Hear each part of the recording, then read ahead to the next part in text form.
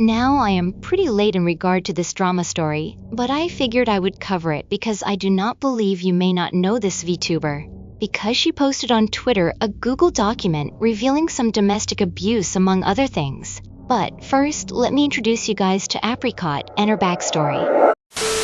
Apricot the Lich, also widely known as her nickname Fruit, is a female English language VTuber and illustrator.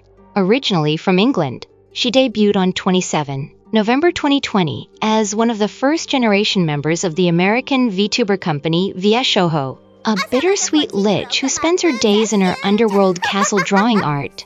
She took a turn to streaming once she realized she could harvest human souls by disguising them as Twitch subscriptions. She is a hopeless necromantic and hopes to one day own her own virtual fashion brand. Did I scare you? I'm not a succubus! No, stop! I'm not a succubus. I'm a lich. A lich! How lewd? What's lewd? I say so, I swear. What's the opposite of say so? It means epic? I'm say so as fuck. I mean, fudge. I say so as fudge. My wings are so flowy. They flap so much, they're so mesmerizing. My cape is all sparkly. My cape, I love my cape so much. I have these 4 buttons. They're like skull shapes and they have little gemstones in them. I love chains so much, so I have these chains here.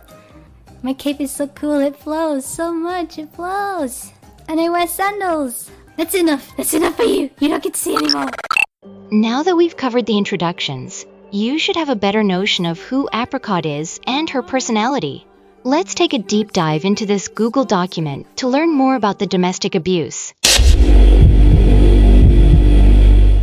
The title of this document is named, "I Want to Share a Piece of Me for a Moment."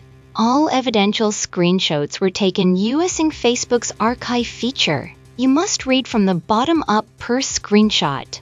I was largely unaware that Facebook featured an archival feature. This document includes mentions of domestic abuse. This is a message to myself and a constant reminder of how strong I've become in the past half-decade. I hope by showing others what I've been able to overcome can help people who are or have been in a similar situation. I've pushed this off for a very long time because it has always been an extremely difficult topic for me to uncover. I have been healing for a very long time. When I was 19, I was abused by my then partner. From the very first paragraph, it's clear this document isn't just a recounting of events, it's a deeply personal reflection. Apricot opens with a warning about the sensitive nature of what follows, which immediately signals the emotional weight behind her words. But what really stands out is that this isn't just for the public, it's a message to herself. A reminder of her own growth, her survival. Even if you don't know who she is, like me going into this for the first time, you can still feel the gravity of what she's sharing. There's strength in her tone, but also a quiet vulnerability. She's not just telling a story, she's revisiting pain that's been buried for years in order to help others who might be going through the same thing. That kind of openness deserves respect, no matter who you are or how familiar you are with her work. How did I end up being stuck in an abusive relationship? Abusers don't start out the door with their behavior. They pretend to care about you and act like a good person so you don't leave. They start feeding you their abuse bit by bit until you're completely destroyed and unable to leave, locked in and nowhere else to go. They use emotional blackmail and manipulate you to eventually fully depend on them and make you believe you can't do or be anything without them. They make you feel incapable of being a functional human, and you will believe them. Once you're in this stage, the entire relationship becomes complete control over every aspect of your life. Who you talk to, who your friends are, what you wear, how you look, how you talk, your opinions, interests, and beliefs. Everything. He would constantly degrade me, insult me, lie to me. I tried to leave him on numerous occasions, but he kept threatening to commit suicide and blame it on me. He emotionally blackmailed me, manipulated me, isolated me from my family, forced me to develop dependence on him. I didn't eat, I didn't wash, I wore the same set of pajamas for weeks. I didn't move out of my bed and I lived around trash. He caused me to become depressed. I was on my way to America to see him. I had to stay overnight in an airport in Sweden. During my stay there, I was unfortunately sexually assaulted by a stranger. It was 1 a.m. and I had been traveling all day. I had no choice but to choose a bench to sleep on at the airport. I was already uneasy about it, but the fact that I saw many other people sleeping there made me feel a little bit safer. While I was sleeping, I woke up to a stranger sexually assaulting me. When this was happening, the only person I talked to was my ex, because as you know at the time, I had nobody to go to other than him, since he isolated me away from my family. His response was not what I'd expect from someone in his position. I was 19 at the time, and I just thought this is how hard life is, and that I have to suck it up and deal with it. Which is what he taught me, and is why I thought nothing of his response. This second part of Apricot's story is where the depth of her trauma really starts to unfold.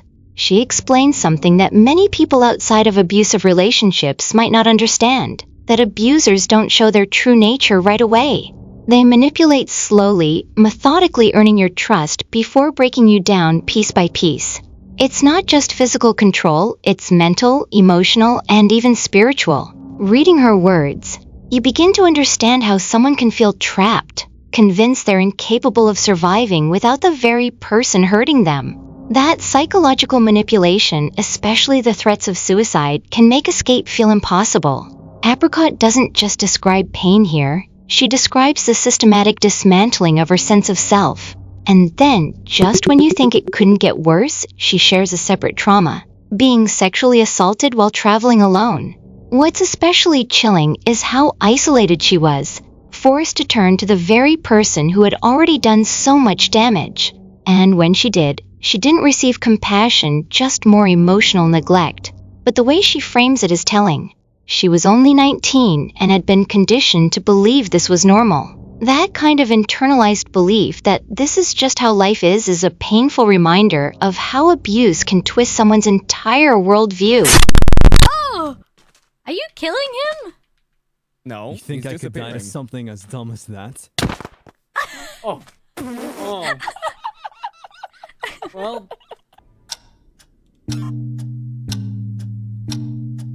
I think I did it. Oh my god, did you see that man? What the hell was that? Ow.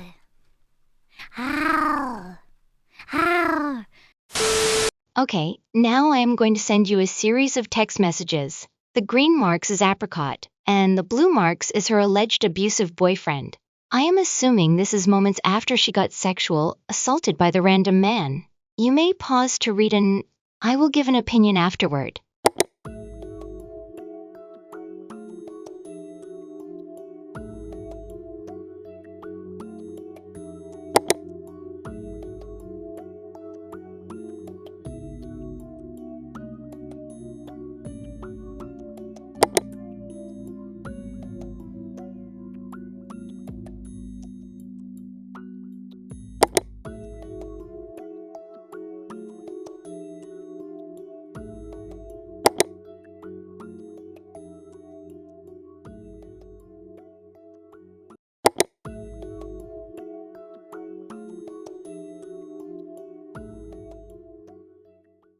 So, based on the text conversations, the incident occurred around 3:40 in the morning.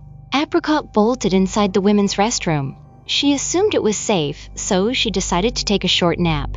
I'm not sure about the time frame, but when she woke up, the man was sexually assaulting her.